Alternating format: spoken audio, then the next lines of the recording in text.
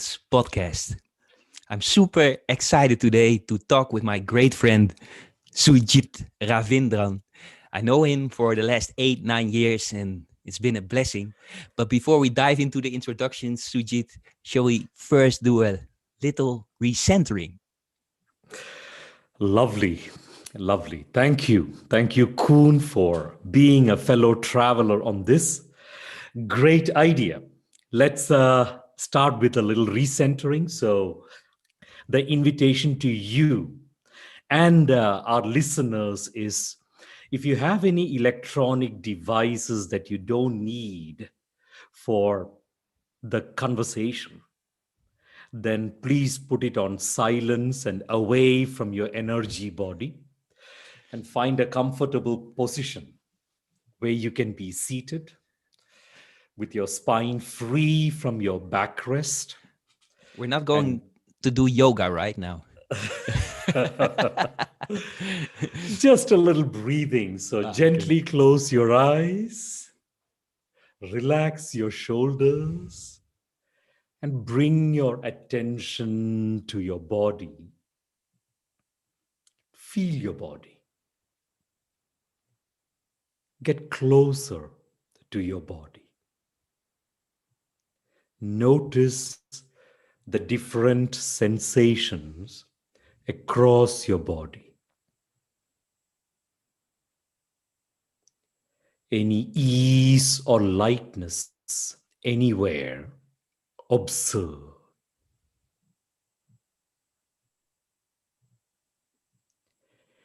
Any heaviness or discomfort anywhere, observe.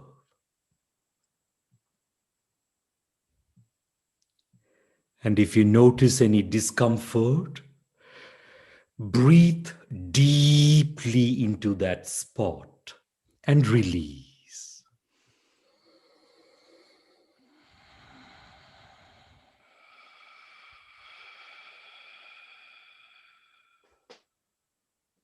Once again,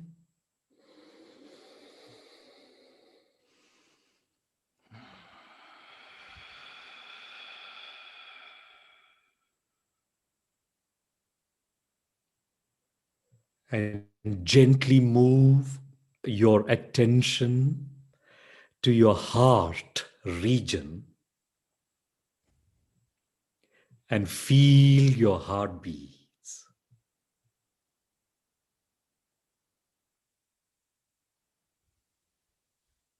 Notice your heartbeats slow down and remain connected with your heartbeats as we return back into this conversation. And when you're ready, you may open your eyes. Wow. I feel completely reborn, Sujit. Thank you. Welcome. I'm not going to charge you anything for Ah, this. wow. What a great friend you are. For the people that don't know you yet, let me give a brief introduction. I already shared that we know each other for 8, 9 years, and it's been actually a privilege to know you. You are a coach, a teacher that actually walks his talk. That is how I know you. I've interviewed thousands of coaches, and actually, you are one of the few that is actually very authentic and also is living what he's teaching. And yeah, Sujit Ravindran is a contemporary mystic, a serial author. He wrote many bestsellers, and actually, he's someone that is not only available in the social, in political, and in business domains, but he helped also countless of souls with being their most authentic self. Um, I have to say, Sujit, also who you are in my life. You are actually a beautiful reflection of my own highest standards in life, and I'm actually very happy for everyone that is watching that they get to know you as well. For your work around spiritual upliftment, you was rewarded the honor of the ambassador of peace in the city of Assisi in Italy, and well, that is just one of the yeah, you could say points that you would say like, wow, what beautiful. But actually what you mean for people from day in to day out is even more beautiful, because you're also there for people that are in jail, helping them with meditation, helping them with actually finding their true self. And it's been a blessing to know you. Wow. Wow. Wow. Thank you. Thank you for that glowing intro, Kuhn. You're very welcome. And, you know, there are many things I can say about who you are, but perhaps the proudest thing, Kuhn, that I can say about you is that I respect you as a great friend, Mm. someone that I've known for how many? 7, 8 years now? Yeah, something like that. Yeah, Wow. yeah, And I still remember our first encounters and conversations. yeah. And for the audience, for the listeners, I know you also, of course, as a great journalist, a conscious journalist. You're the founder of the series called Local Heroes, Yes, true. and I totally love the tagline of Local Heroes. Ordinary people living extraordinary lives, or ordinary people sharing extraordinary deeds. Ah, beautiful. And that one, let me read out that one statement that you made that is very dear to your heart. Mm. There are so many inspiring people with heartfelt initiatives who change society daily through kindness. Yeah. That for me is inspirational. Wow. That I know a lot of journalism thrives on bad news, Mm. showcasing the big egos, Yeah. the inflated beings. Yeah.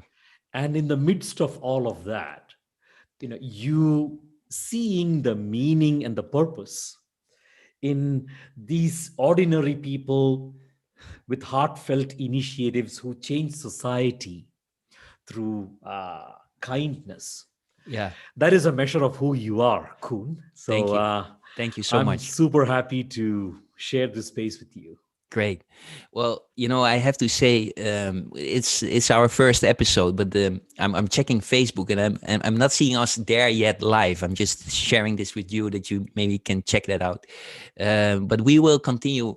Thank you so much for your kind words. I have to say that that means a lot to me that you say that. Um, we dive into the world of abundance, being abundance, but to understand for the listeners and the viewers what is abundance, I would like to dive into the word first. Abundance. What does this mean to you, Sujit? What is abundance according to you? Hmm. For me, abundance is something that means different things for different people. Mm. You know, for some people, gaining money and materials is abundance. For some others, it's love and companionship. For others, it is the pursuit of success and self worth. For some other people, abundance is gaining knowledge and wisdom. Mm. For others, it is the pursuit of self realization and transcendence. Mm. So, the idea of abundance is so subjective depending on where we are in our lives. Mm. And one of the important standards that I maintain, Kuhn, in my life is, you know, we meet people where they are rather than expecting others to meet us or meet me where I am. Yeah. So I might have a certain definition of abundance, things that I pursue in my life that I find is important, while there are others for whom other things are important. Yeah. And I hold that as precious for them as my need for abundance is for me. Mm. So it's a very subjective thing, yet very personal. Yeah. Well, for me, abundance, just to understand the definition, it's actually a great or plentiful amount. You could say I experience an abundance of love, and that means that it is actually more than you need, actually, right? Great observation. Um, Indeed, you could say, purely from a textbook definition, receiving plentifulness. Yet, without getting entangled in those words, Kuhn, you know, keeping a reference of people's needs, for me, that is a good reference. Wow. That, different people have different needs, and the universe is constantly conspiring to bring these need to fulfill these needs. But then, we have a responsibility of, conducting ourselves in a certain way Yeah. in order for that abundance to come to us. Yeah. And yeah, the universe responds through unknown features of its various dimensions, or through people. Like, you have brought so much abundance into my life, over these years that I've come to know you. Wow. I can receive it in the mailbox tomorrow. So it can be everywhere. Yeah. Now, to meet you is already abundance, and the idea was to go live on Facebook and YouTube. But I don't see us still yet live. I don't know if you want to continue, or that we actually give a lot of people the opportunity to also see us and start over and going live as well on Facebook. What do you feel? What is abundant? Well, on YouTube, Mhm. it is working. Ah, So on the being abundance page of YouTube, okay. it seems to be functional. So great. Anyway, we'll put the recording out very soon. So it's It's perfect. The flow, what universe is bringing to us right now is perfect. it's all good. Oh, Yeah, thank you. All right. I just wanted to bring that to the attention, but it's all good. Yeah. Um, Abundance. When I think about abundance, I also think about wealth, about money. Something that is actually very close to people.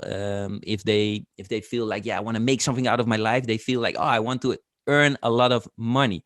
But that doesn't necessarily mean that you're also happy. We see that if you look in Hollywood, where a lot of people have a lot of money, there is also a lot of people with addictions, people that are actually not very happy.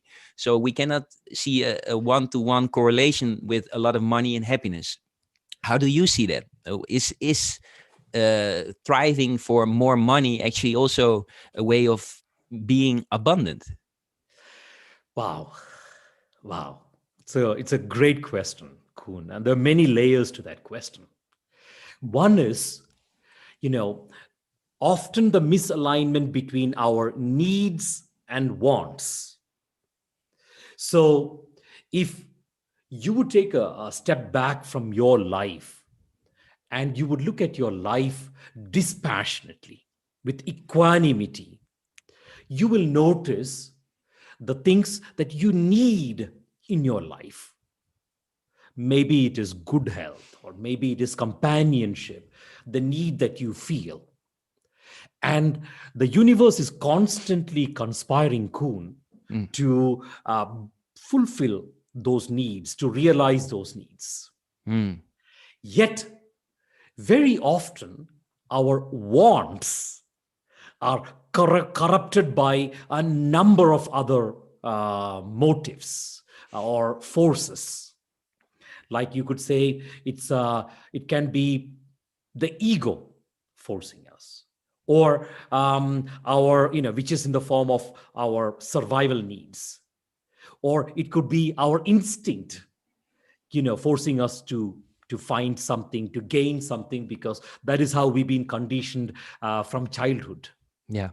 Or it could be our sentiments Mm, forcing us, like, you would say, like, this is like PSV Eindhoven, my favorite football team. I really want this team to win. That's a want, or Yeah. it could be from your principles or even your spiritual yearnings. There could be a disconnect between your wants and your needs. Yes. And what ends up happening is one cause for suffering is when the needs and the wants don't match, when there's a misalignment between your needs and your wants, and you will end up whereas what you really need is companionship. What your ego might say you want is financial wealth. So you keep chasing that, and you notice you will you'll make all the money on the planet, but you feel a deep sense of void, a vacuum inside. And you know, talking of addictions, as the mystics understand, addictions are just um, cheap substitutes to the experience of the bliss of the soul. Mm. And when we are missing that ecstasy, then through these artificial means, we tend to fill that hole. Yeah. So I'm not surprised when I notice this misalignment between wants and needs. Mm. Yeah, I understand that. Well, I remember that you once shared with me that there is a difference between happiness and pleasure. How I understood it is that happiness is a state of being. And if you look to little babies, you see if they have milk and affection, they are actually happy and they don't need much. They need some attention and they're actually naturally quite happy. And later on in our lives we tend to try to find that happiness again and we search it in pleasure, and then we need some external thing like a piece of chocolate or an ice cream to feel fulfilled again. And that is because pleasure is not a state of being, it is always a reference outside of ourselves. And what I loved about that idea, about that realization, that actually pleasure has some neediness there, right? And happiness is actually how you are. It's actually that you can feel. You talked about that void, but if we really go into that void, if we would dare to go into that void, we actually would open up. Um, I hope I explain it well. But what I love about that idea, Sujit, is that happiness is a state of being, right? Yes, Yeah. yes. I mean, you put it out extremely well.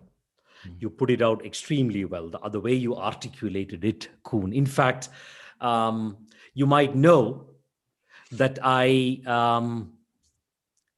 even offered a TED talk on this. You Yeah. know, distinguishing happiness from pleasure. And you're absolutely right. Happiness is our default setting. It's our default setting.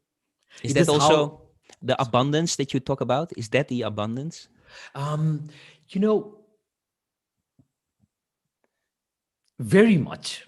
If I look at my kids, I notice that abundance is natural to them, Hmm. really natural to them. They are like, when I look at the seven mystical laws of abundance, children for me are the best examples of that. Like Yes. the default setting of our kidfulness is happiness, or to break it down further, really bliss, Satchit Ananda, the idea of that referenceless happiness. Similarly, the idea of abundance from a mystical perspective is also very native uh, to kids. They are effortlessly living, naturally living the seven laws. I'm sure that when you look at your girls, you notice how effortlessly they fully embody the seven laws. Yeah.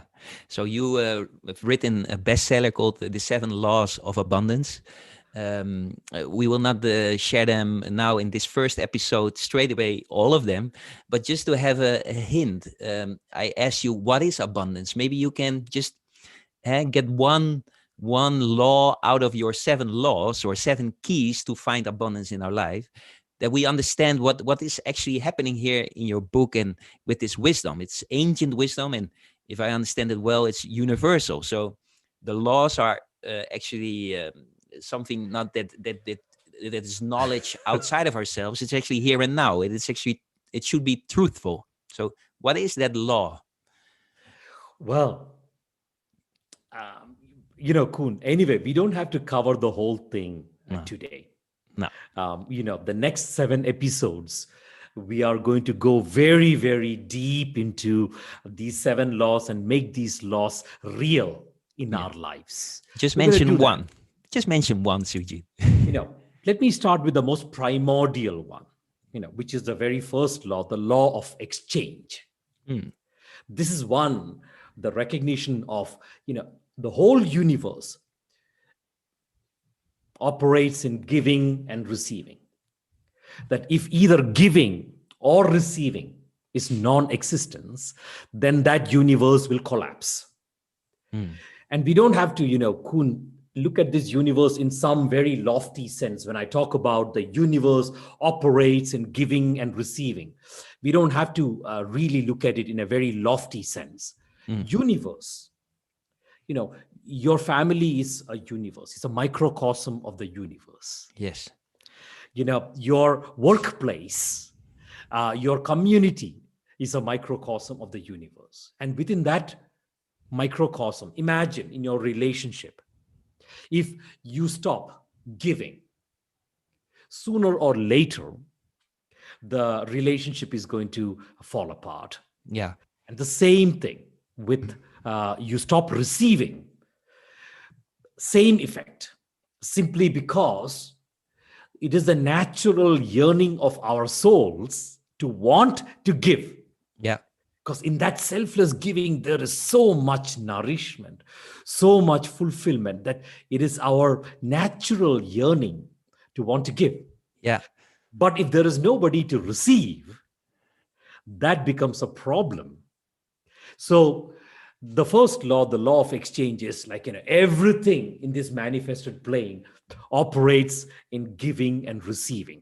And as long as we keep practicing that unconditional giving and unconditional receiving, we will be amazingly abundant. Yeah. Well, I see that with my own two daughters that they naturally give. They make a drawing, or they find something that they find themselves extremely beautiful, like a stone or something just in nature, and immediately they say, "Look, Papa," and they give it like freely without any attachment. And kids still have that, and we when we get older, we see it as my car, as my house. And yeah, I understand what you say, that there's actually the natural sense of being is to see a house as something that, like they say in the Mexican culture, mi casa and tu casa, like you're very welcome in my house. It's not necessarily my house. It's actually the house where we can meet each other.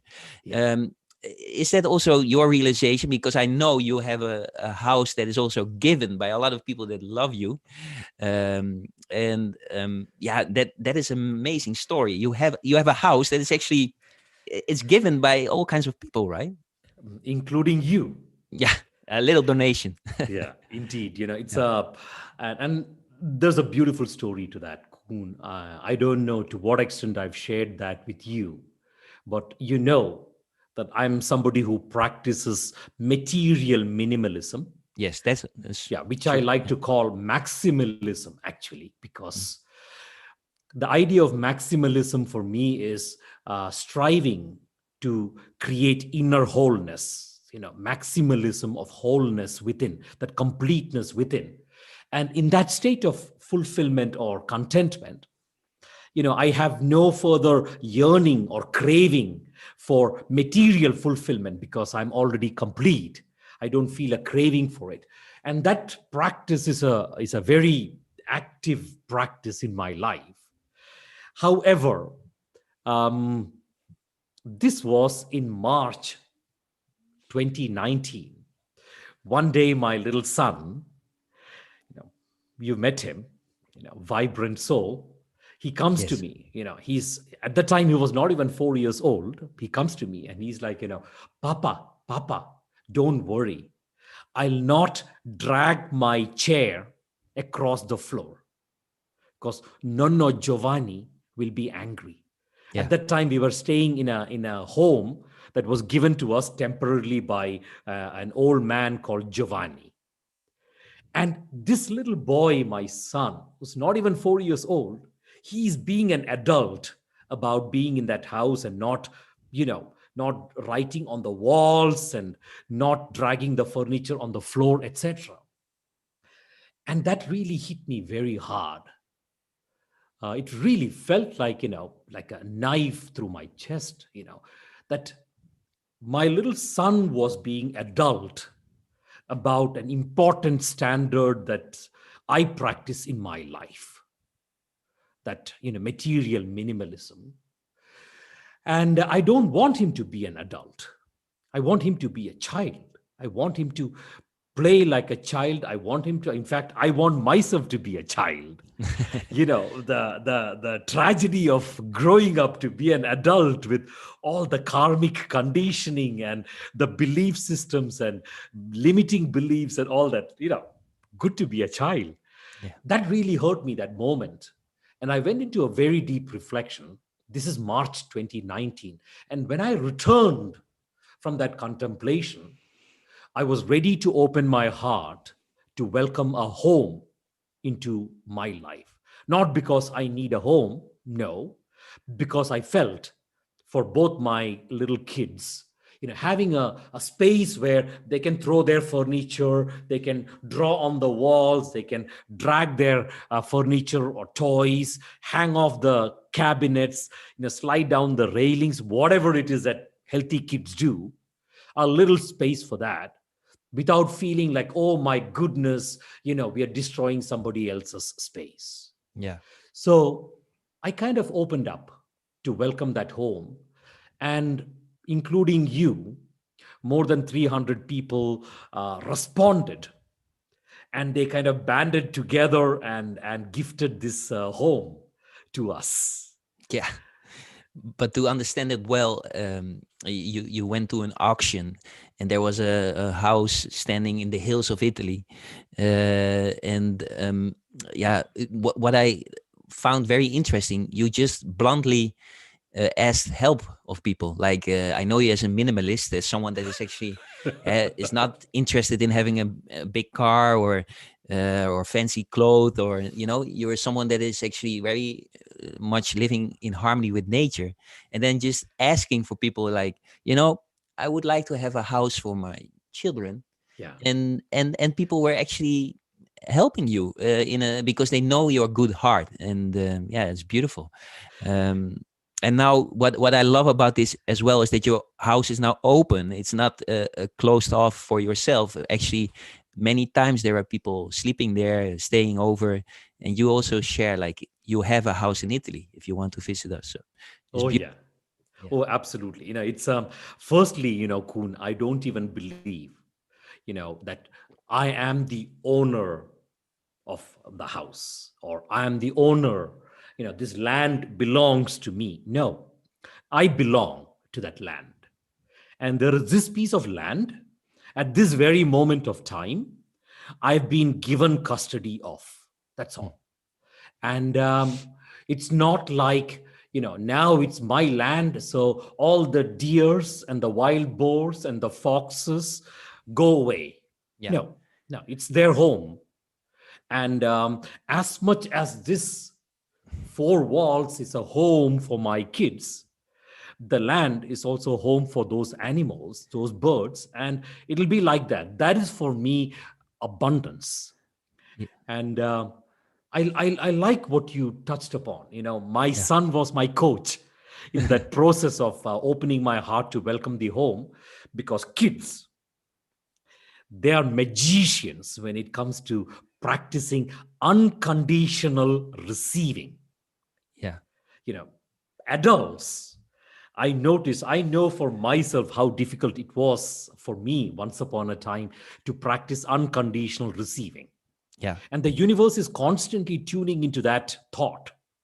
So I look at my son, and you look at your daughters, I look at my kids, all kids. I noticed that they don't have any conditioning or filters or masks preventing them True. from unconditional receiving. You extend a cookie to my son, he's not going to stand there and think, oh my goodness, should I take one from Kuhn? What did my parents say? Or, if I take a cookie right now, then tomorrow I have to give a cookie to him, or I have to invite him over for dinner. These are the things that we adults do. Somebody gives you a bottle of wine. I'm not saying you, Kuhn, but I mean, Yeah. generally. And most people are engineering in their head, oh my goodness, so when is her birthday? Yeah.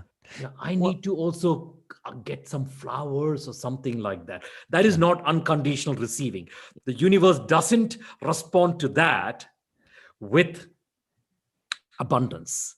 My kids are perfect teachers on unconditional receiving. So, indeed, to attract the home, I did practice unconditional receiving. Yeah, actually, in such a way that I remembered when I shared your story, you set up like a crowdfunding for a house, you could say, and it's in some sense normally when people are doing crowdfunding, it's to help someone, but you just bluntly asked it like, yeah, I would like to have a house for my children, and I remember that one person said to me, um, yeah, that is very easy. I have to work very hard to get a home, and this guy is just asking for it, and he gets a house. You know, um, so you see the dynamic there. Like, Yeah. was it not also maybe a bit? And I don't mean to be provocative, but let me be a bit critical. Was it not also a bit selfish in some sense to just ask for a house, and while other people have to work hard for it? Wow. I want you to be provocative, Kuhn, by the way. All right, let's keep this edgy. It's at the edge that new revelations lie. So, let's push our boundaries to see what is waiting to illuminate us in that altered plane of awareness. So, I welcome provocations. You're right. There are these are the reflections that you shared are reflections that were there also within me. I consider myself to be perhaps a little advanced in when it comes to the practice of abundance, yet those reflections were there in me. In fact, I had those remarks come. I've had people tell me, I remember at least two people, one person amusingly told me, Sujit, go get a job. And, I'm not surprised. I'm not surprised. Remember, the human history since the beginning of the last wave of industrial age, talk about 150 years perhaps, we've been conditioned, collectively conditioned to believe that in order for us to enjoy life, we must labor, we must toil, we must sweat. Only then do we deserve to enjoy life, which is already ironic because when you look at your two daughters, Mhm. you will have difficulty convincing them of that, social standard that, in order to enjoy your life, you first must work. They would be like laughing at you, like, what a mammoth you are. you know Yeah. it's really like we've got conditioned that way. And Yeah. again, there are many historic events. If you look in the West and Yeah. the wars, the kind of material scarcity that humanity has suffered, the Yeah. land that I come from, it used to be subject to colonialism Yeah. for 1,000 years. And then coming out of that, there is this very profound inner scarcity within us. So our instinct is one towards, we are we we are populated with the consciousness of scarcity rather than the consciousness of abundance. And that is the biggest key. When we can create that inner shift from one of scarcity consciousness to the abundance consciousness, the universe responds, profusely. Yeah, to understand it even better, I love your reflection. Is that there are people that can say the whole day, "Why do I have this husband? Why I don't have this car? Why can I not have this beautiful home?" And that is actually inner scarcity. You're actually reflecting upon what you don't have instead of seeing the blessings of being alive, of actually breathing in air and enjoying nature, enjoying other people, and in that way you attract naturally abundance in your life because you're yourself abundant. That's what I understand from you. But to go back to this uh, idea of just asking bluntly for a house, how you did that with the crowdfunding, I really would like to ask you. You say, yeah, I am not uh, operating from inner scarcity. I can actually receive.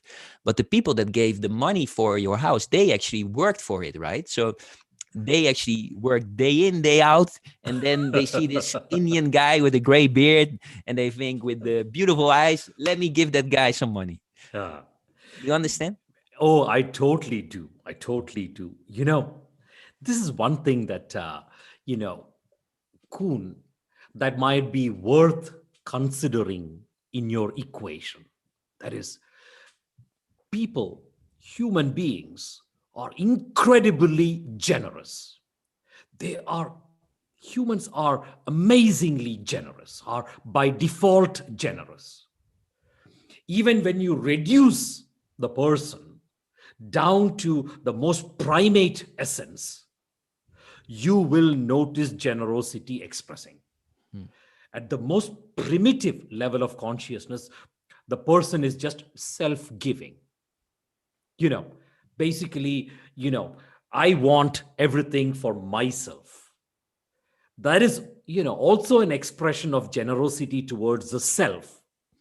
It might hurt others, it might bring suffering to others, but the ego doesn't see that. Hmm. Either ways, that is a form of generosity towards the self. But then, awakened souls like you, people are very generous in a collective sense. The amusing thing is, just about all the people that I meet in my life, whether they are from the West or the East, North or the South, rich or poor, I notice in their giving, they are in the pursuit of higher purpose and deeper meaning. There's a very deep yearning in our spirit that we want to belong to a larger story. We all want to. Now that you might be aware of that, but knowing you, I know that you're already aware of that. Some of our listeners might become aware of that. Our spirit is constantly yearning to want to belong to something aspirational, something larger. And all these people who, who, like you correctly said, they work really hard, and there are people donating even today, even every month, even now, like 21 euros every month. And there's a man who is working very, very hard to make that living, yet I did not ask. The beauty is, this man, in that act of giving, he's he feels that he is being part of a greater story. And he wants to be part of that story. He wants to be one of the scripters of that story. And that is a natural yearning of spirit that even you can ask. The thing is, when you ask what you're asking, when you're asking for abundance, it's important for the person who is listening to you to know, are you asking for something greater than the self? Or is this your ego asking? Yeah. In my case, it was absolutely clear, Kuhn. I don't want, I no, none of us, when we die, we are going to take any of this with us wherever we go after death. That aside, even the time that I have alive, you know, I have no craving for all of this. So my request was very, very simple. I asked, to the universe, um, my two little kids, I spend all my life giving what I have abundantly to give, whether it is a pathway for self realization or a way to fully realize your infinite human potential, whatever it is. That is how I spend. And every month, what we need, we seem to receive. We have enough every month.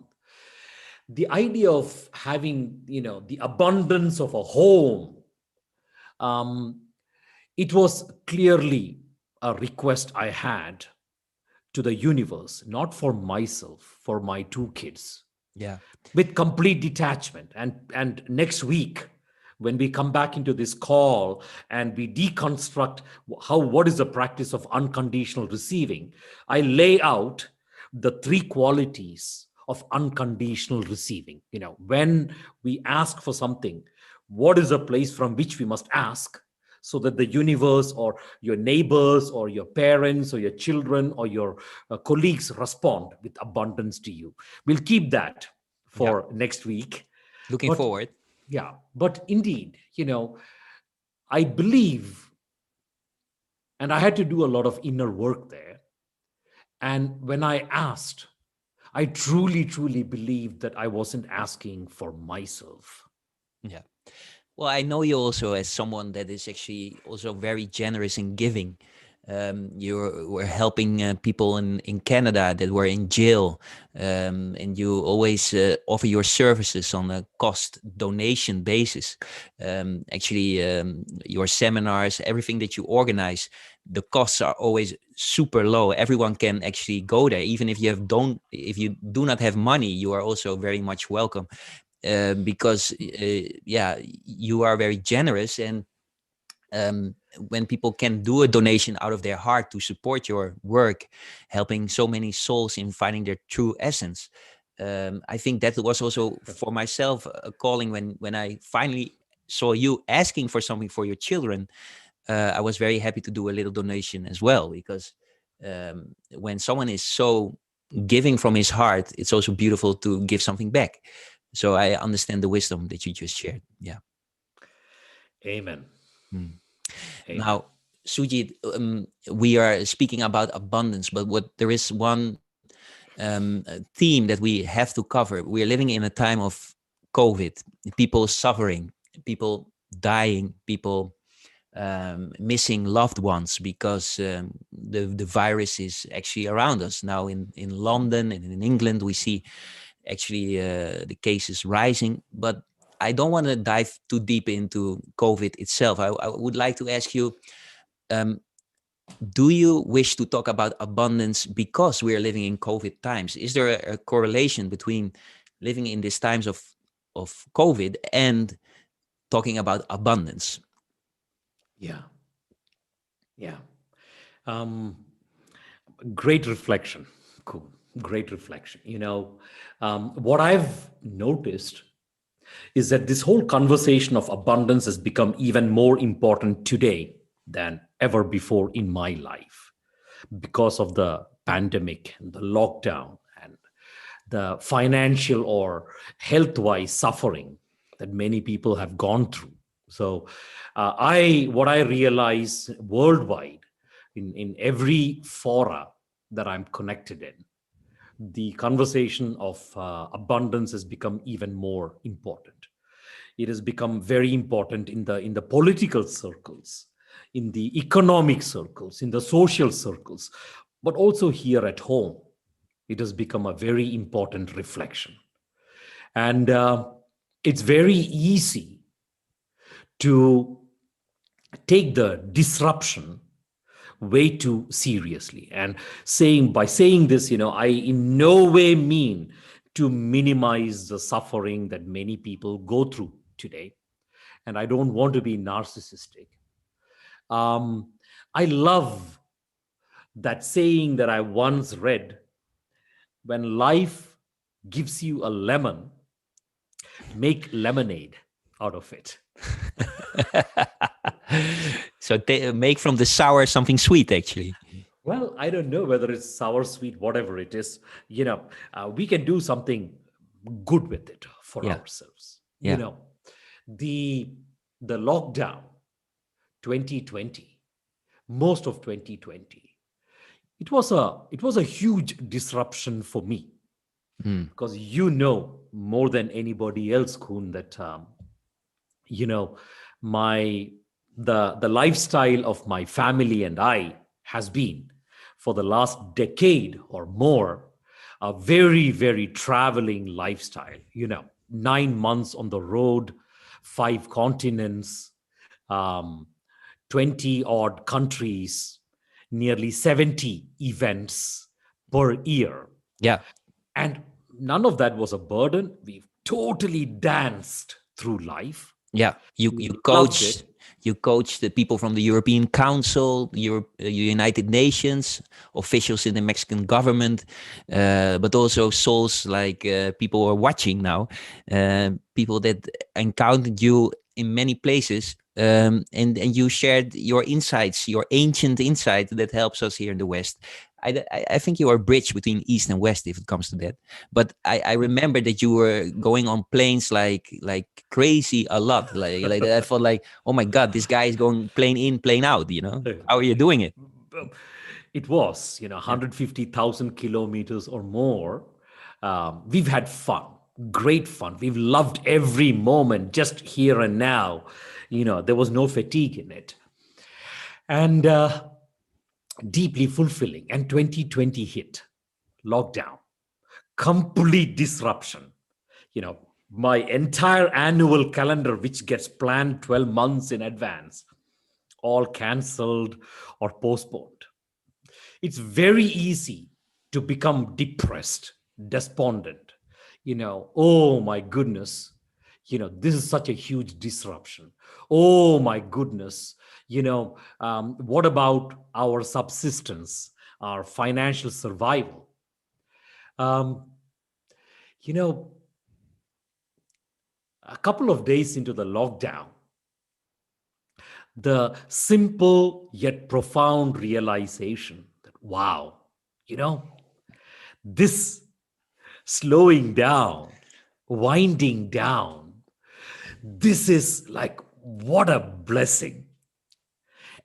And then simply holding in my awareness this constant inquiry. This is what I did through the month of March, most of March 2020, is what is the setup in this upset?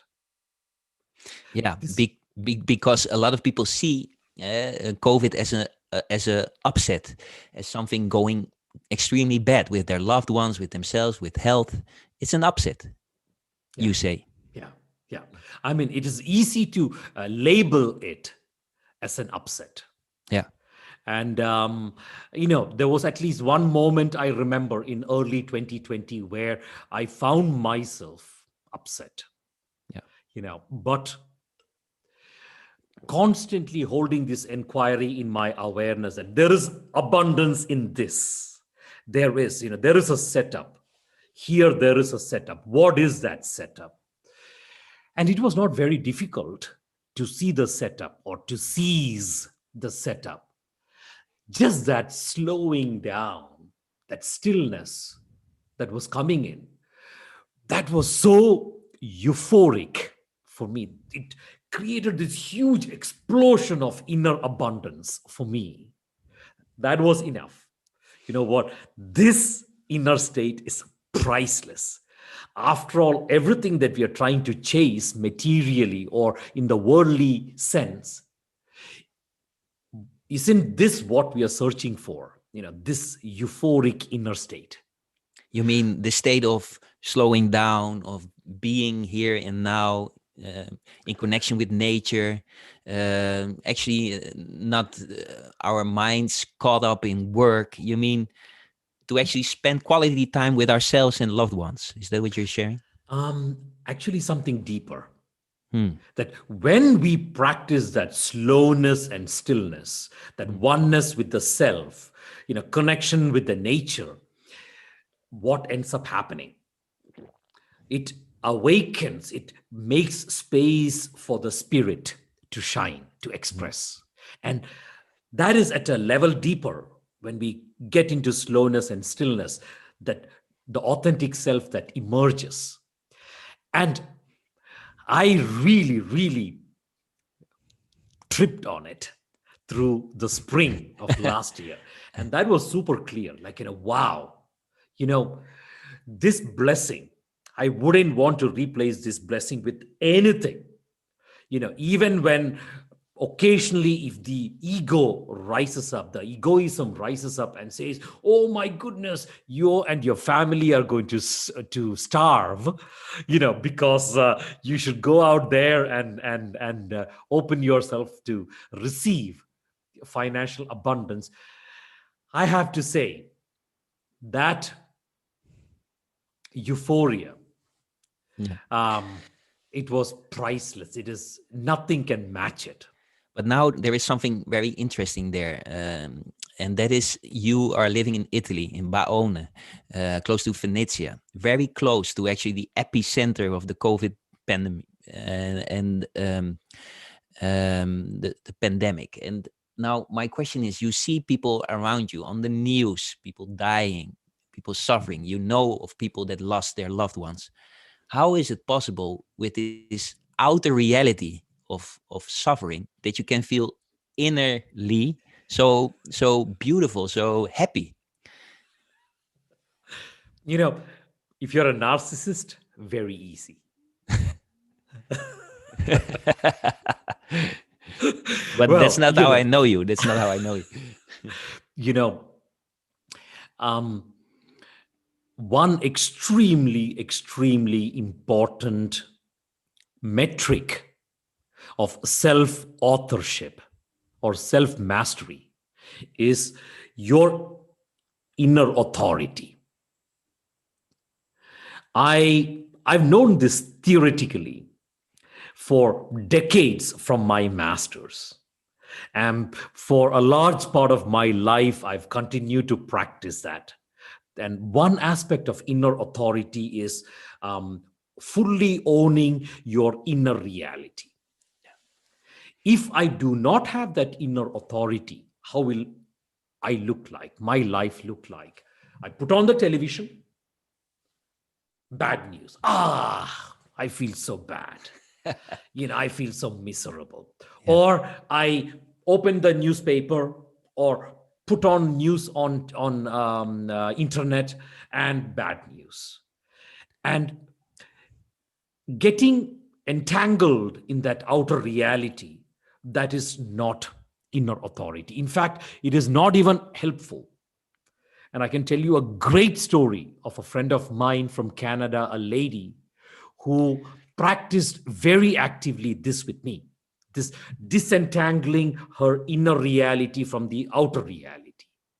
She works in the hospice setting. Yeah. So, old people who are ready to pass, they come to this hospice center and they receive care for the last few days or last few weeks of their life. Hmm. And she was a caregiver in a space like that.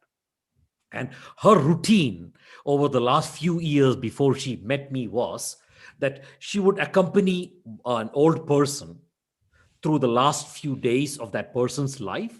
Hmm. And when that person passes away, she would have a breakdown. She would Wow. collapse because she was emotionally so entangled with that person's reality. From a mystical sense, we would say she was empathetically wound. Yeah. That that loss, she would grieve, she would suffer, etc. And her routine was every year she would help 3, 4 people, maximum 5 people through the passing process. Yeah. She was very close by people dying, actually. Yeah. She was entangled in Yeah. that person's reality. Now, it was during one of those burnouts that I happened to meet her. She came into one of my meditations in Canada, and we got on talking. And over the next few weeks, few months, one very important inner process that she worked on was to disentangle her inner reality from the outer reality, to disentangle that. And that is a amusing process. It's a interesting process. The pendulum will swing from one Yeah. extreme of entanglement to the other extreme of complete indifference or cold-heartedness, etc. And it might swing a few times like that. That's how we experiment. Our life is a laboratory. Yeah. And she finally came to a place of compassion. So, not one of this entanglement, not one of this cold heartedness and indifference, but a place of full compassionate presence to that person's, to the passing person's reality. And what was the key from the place of entanglement to the place of compassion? Uh, for her, it was what she liked to call assigning responsibility, assigning responsibility. Hmm. It was one of recognizing that that person's suffering is that person's journey. It is that person is undertaking a very unique journey that belongs to him, and there are certain suffering involved in it, and that is that person's reality. My pain or my suffering or my joy is my responsibility. Yes. So, assigning responsibility where it is truly meant to be was important for her. Yeah. And after 3 months of working very actively on disentangling her inner reality from the worldly reality, in the next 12 months she apparently helped nearly 40 people Wow. in their passing process, Yeah. all while remaining healthy, Hmm. not cold, not indifferent, No. not narcissistic. No, just being the compassionate witness, the compassionate observer of this play, Leela, that we are part of. Wow. So I try that. That has been a standard. One of the top 5 standards in my life is just one of responsibility. Yeah. And that is an ongoing invitation to me to continue practicing that inner authority. Yes, a lot of people have suffered around me on this beautiful land, Italia, and I acknowledge that. And wherever possible, within the limitations of time and space, I offer myself to hold space for some of these people to process their grief or their fear. Yeah. I do that. Yet, I don't have to be in suffering alongside somebody else's suffering in order to be a good human being. Yeah. Exactly. It's a bit like what Mariana Williamson said, like we should not be afraid of our own light to share with the world. It's actually not helpful if I would put my own light underneath a table because you see other people sitting there in the corner in the dark. It's actually more helpful to stand up and shine the light within, so that you are actually there and not hiding away. And actually, is that also in your book, The Seven Mystical Laws of Abundance?